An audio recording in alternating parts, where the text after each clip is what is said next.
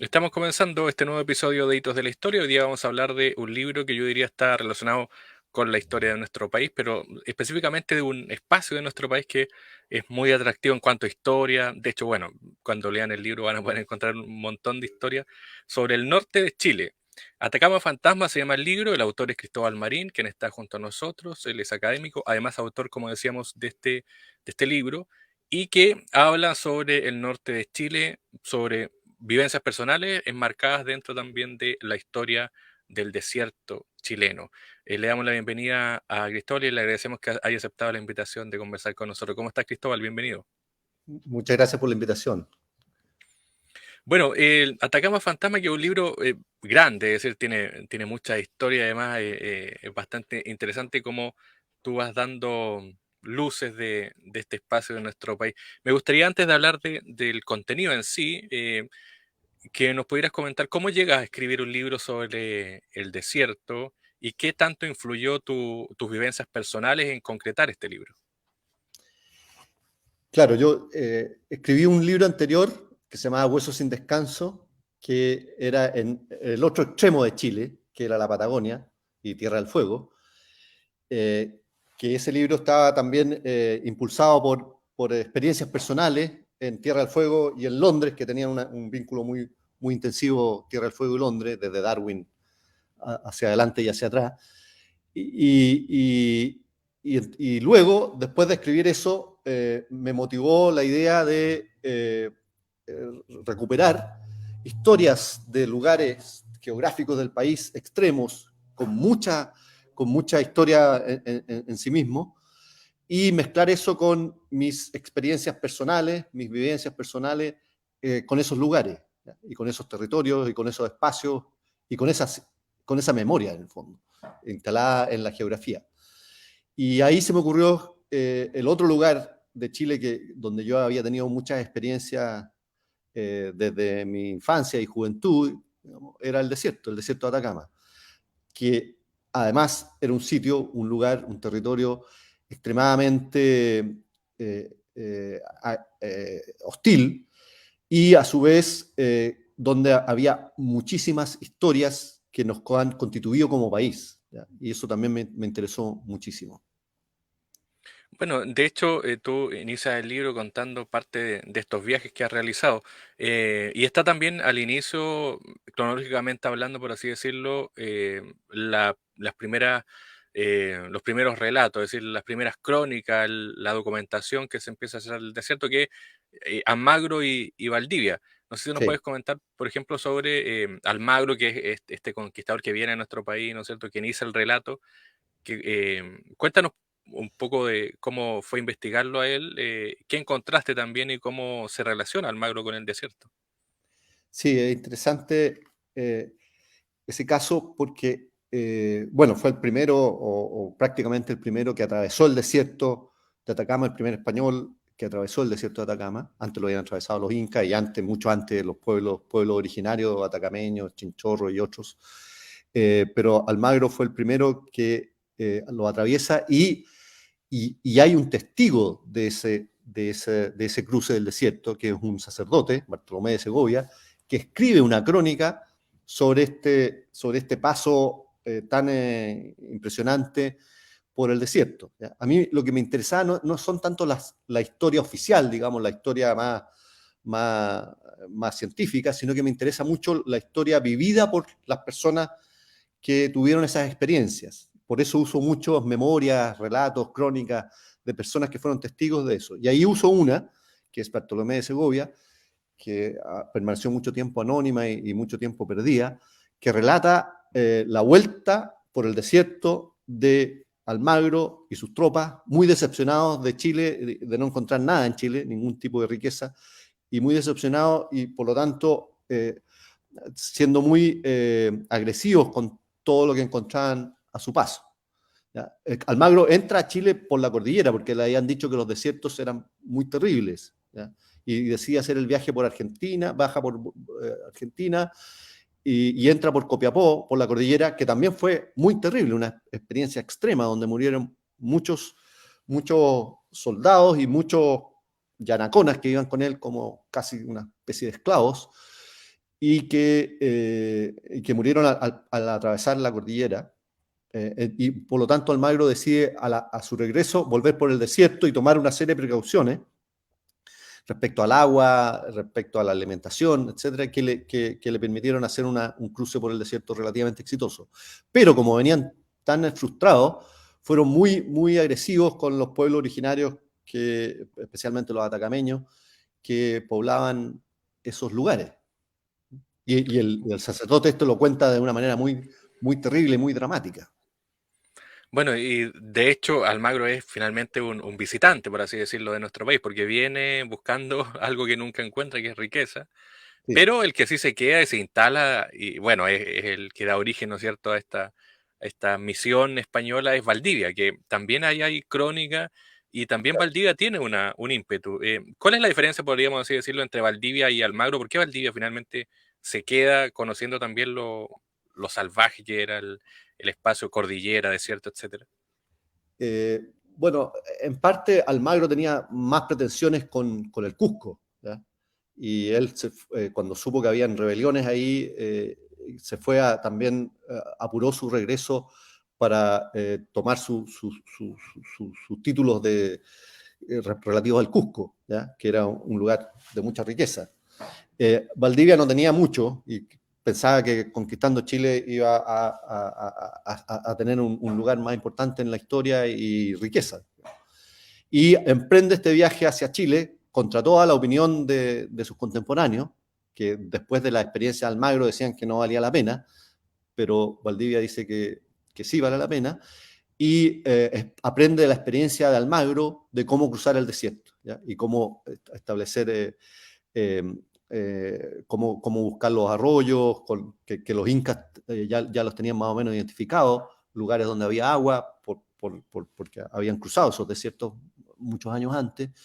Eh, También Valdivia sabe cómo llevar agua en llamas, etcétera, y hace un cruce relativamente exitoso del desierto, por supuesto viene con un clima y una naturaleza muy extrema, muy hostil, pero también con los pueblos originarios, especialmente los atacameños, que ya estaban en alerta de estos invasores españoles y por lo tanto tienen unas cruentas batallas con Valdivia, sobre todo en San Pedro de Atacama, ¿eh? En Quitor, el Pucará de Quitor, que hay una historia ahí que la relato de una batalla muy cruenta.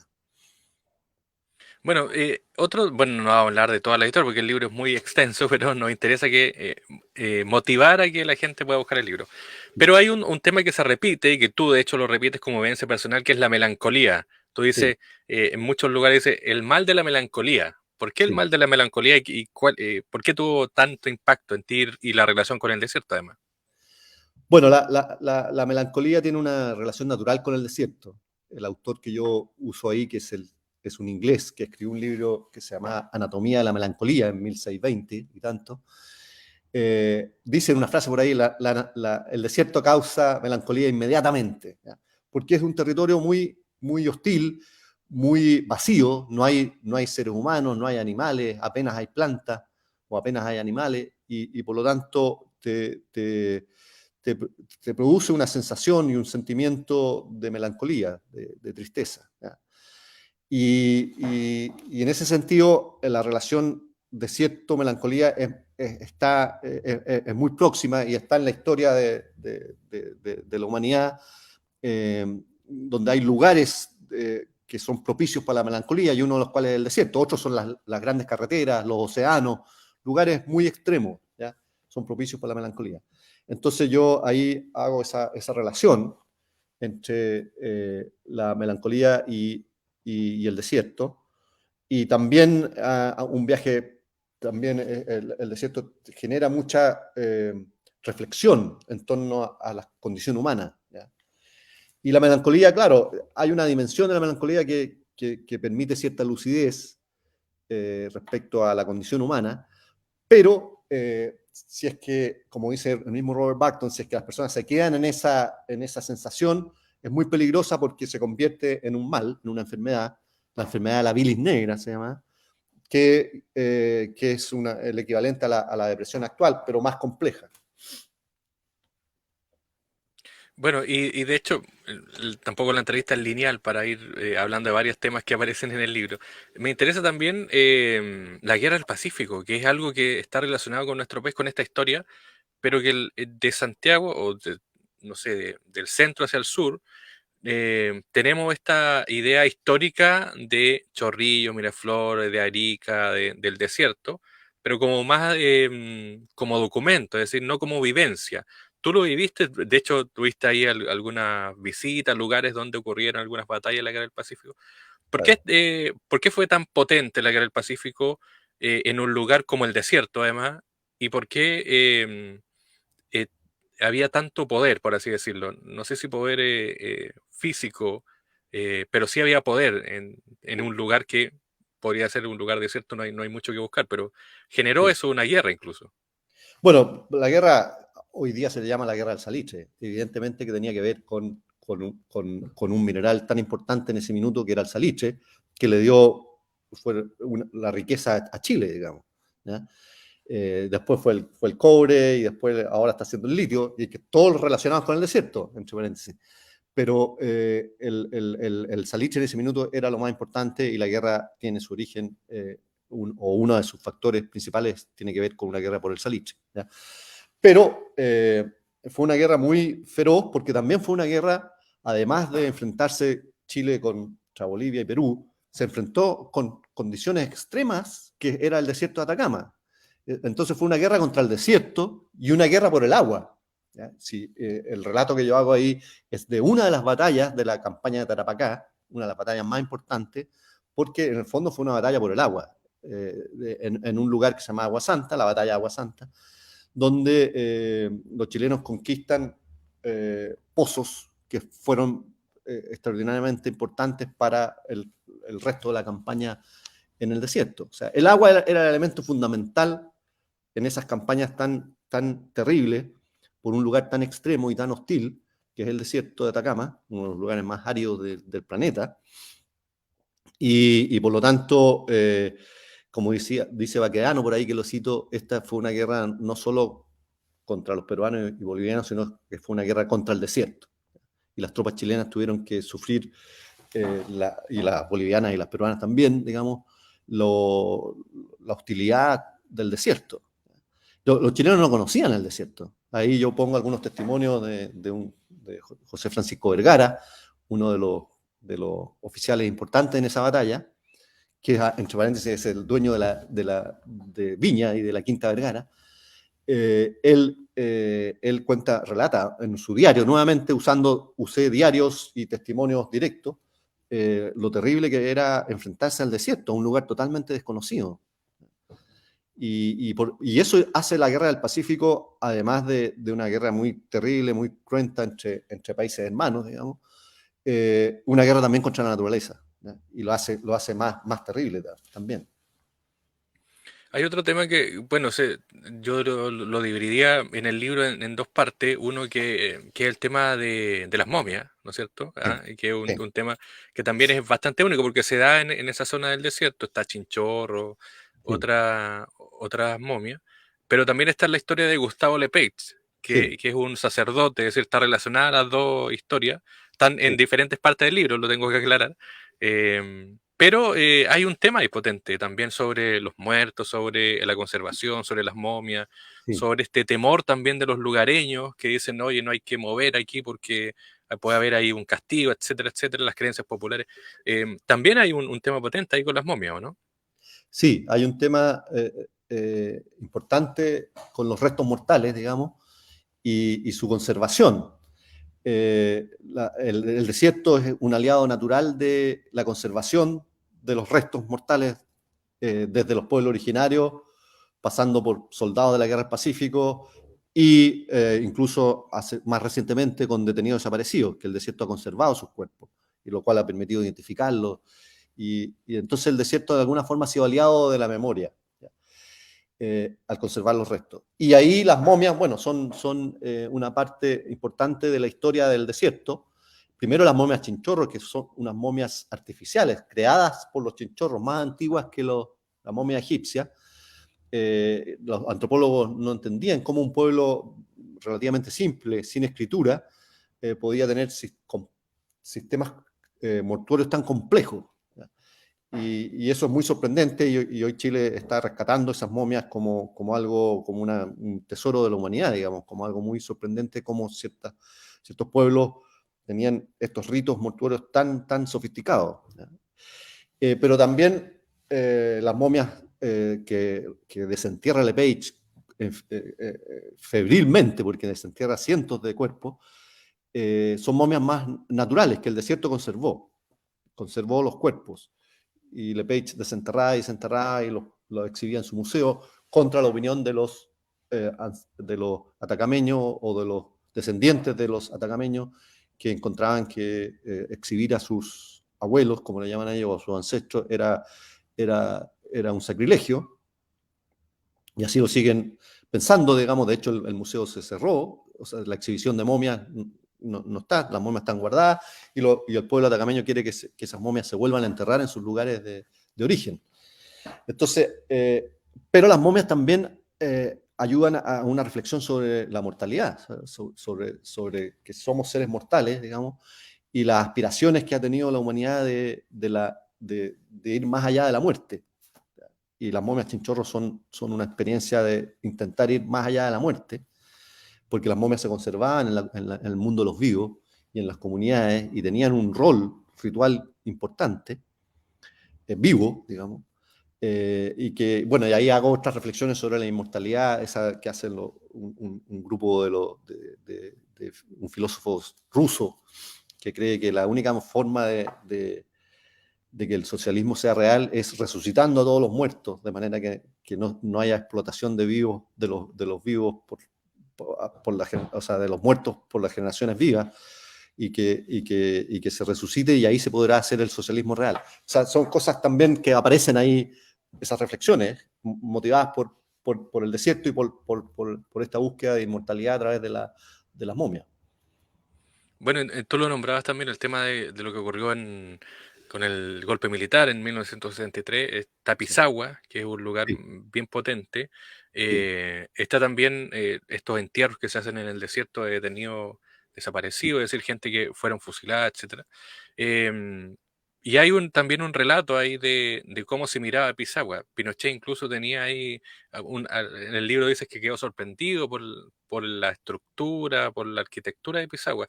Había todo un tema ahí para gente que hoy día vive todavía y que lamentablemente sufrió los rigores de la dictadura en el norte de Chile, en el desierto. sí. Pisagua de alguna forma condensa parte de la historia más oscura de Chile, ¿ya? Pisagua primero tuvo un esplendor de Puerto Salitrero, con teatros donde visitaban artistas importantes de la época, en el 900 y fines del 19. Luego vino una decadencia, y luego se convirtió en una prisión, y pronto en una prisión política, en la época de González Videla, donde fueron confinados los miembros del Partido Comunista. Pero después del golpe del 73 se convierte ya en una prisión mucho más terrible, donde podemos experimentar la ruina del humano, que yo llamo ahí. Son tinieblas nuevas que la historia de Chile no la había tenido. Eh, y ahí esa historia es muy dolorosa, muy terrible, y demuestra el horror de la dictadura militar. Y eso, el desierto, insisto, nuevamente fue aliado de conservar los cuerpos y poder identificarlos gracias a que estaban momificados. Si no, quizás no se hubieran podido identificar. Lo mismo relato el caso Calama, y el caso de una muchacha uruguaya iraní que la encontraron en el 2008 en el desierto, que nadie sabía de su existencia, no había estado en el informe RETEC ni en el informe uruguayo de derechos humanos. Y gracias a que el desierto conservó su cuerpo, se pudo identificar quién era. Entonces, esta historia de Pisagua, yo creo que condensa el lado más oscuro de la historia de Chile, y por eso le dedico un capítulo completo a esa historia. Eh, pero quizá el capítulo más terrible del libro. Bueno, está también el otro de la lengua kunza, Que también es interesante, aparece ahí explicado, no sé si nos puedes comentar así brevemente sobre la lengua kunza y cómo es también su relación ahí con el norte de Chile, o en el desierto en este caso.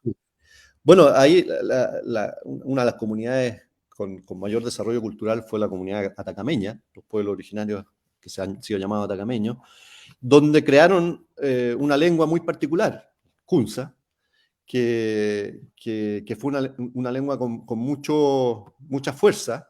Se hicieron algunos diccionarios, se investigó algo sobre ella, ahí relato algunas investigaciones sobre ella, y era muy particular porque no tenía tantas relaciones con las otras lenguas que estaban a su alrededor, como el quechua o el aymara o el aymara. Entonces, es una lengua muy especial, ¿ya? Los que la han estudiado eh, la, la, eh, les ha parecido muy interesante como un desarrollo específico de una lengua en un lugar muy aislado del resto, que es, bueno, San Pedro de Atacama y sus alrededores.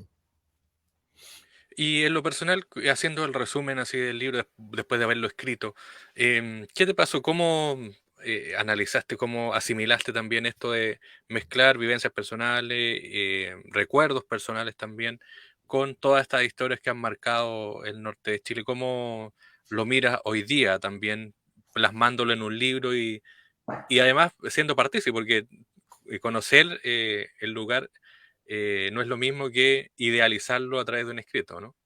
Así es. Los dos libros que he hecho tienen esa metodología, es decir, mezcla, en primer lugar, mezcla géneros, ¿ya? Yo uso algunos recursos literarios de la novela, de la crónica, de la autobiografía, de la memoria, de la microhistoria, etcétera. O sea, hago en un relato narrativo una mezcla de géneros que me parece que es interesante, y ahí uso la memoria personal que encienda la memoria colectiva. ¿Ya? Uso la memoria personal para encender la memoria colectiva. Y eso me ha sido satisfactorio en términos de que la historia se presenta como algo más vivo, que tiene más que ver con el presente colectivo y con el presente también personal, digamos. Para mí también es una búsqueda, una introspección en mis propias experiencias con ese lugar, con el desierto.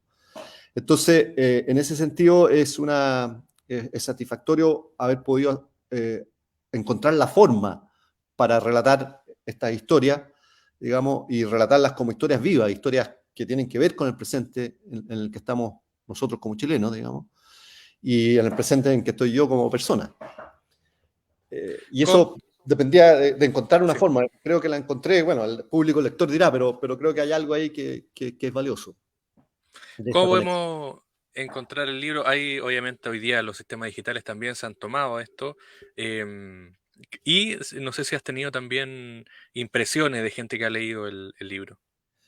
Sí, el libro es largo, tiene casi 500 páginas, pero ya me están llegando feedback de gente que lo ha leído, que le ha gustado mucho, que le ha mostrado una historia que no conocía, que le ha mostrado episodios y momentos de la historia de Chile que no los tenía registrados del todo o que habían pasado en el colegio, digamos, en el sistema escolar, pero que no le habían visto su profundidad, había quedado como escolarizado. Por ejemplo, todo lo de Almagro que le ha sorprendido la vicisitud de las momias, por ejemplo. La portada es una momia también.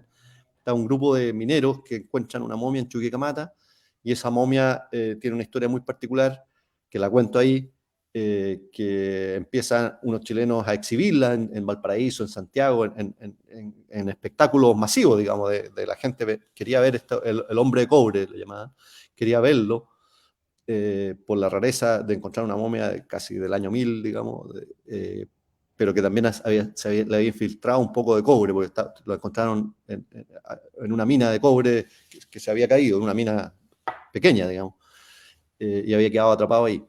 Y esta momia la empiezan a exhibir en Chile con mucho éxito, después la exhiben en Estados Unidos, un grupo de chilenos, unos empresarios chilenos esto estamos hablando de 1899, 1900, la exhiben en grandes ferias internacionales en Estados Unidos, Y luego ganan mucho dinero con esta exhibición de esta momia o este cuerpo, y luego ese dinero lo pierden en Nueva York y la momia queda botada, digamos, hasta que hay un remate y la compra el banquero JP Morgan, y el banquero JP Morgan se la entrega al Museo de Historia Natural de Nueva York, y donde hoy en día está. Digamos. Entonces, toda esa vida de ese cuerpo de un atacameño es muy sorprendente. Chile lo ha tratado de recuperar, la Cámara de Diputados hizo el 2016 un intento de recuperarla, pero el museo dijo que no estaban las condiciones para devolverlo.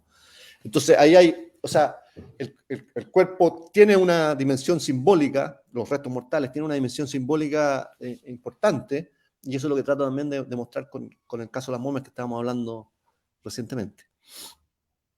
Muy bien, pues Cristóbal Marín es autor de Atacama Fantasma, este libro de Editorial Debate, que forma parte de Penguin y que está en digital ebook, se llama ahora, que es el formato digital que uno lo puede ver en el computador, etcétera.